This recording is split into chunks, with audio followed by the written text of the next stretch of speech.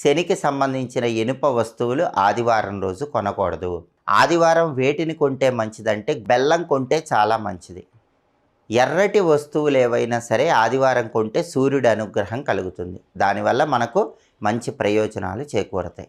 అదేవిధంగా సోమవారం రోజు ఎవరైనా సరే కంప్యూటర్స్ కానీ, మొబైల్స్ కానీ, ఎలక్ట్రానిక్ వస్తువులు కానీ ఇలాంటివి ఎట్టి పరిస్థితుల్లో కొనకూడదు. ఎవరైనా మొబైల్ కొనాలంటే సోమవారం మాత్రం కొనకండి.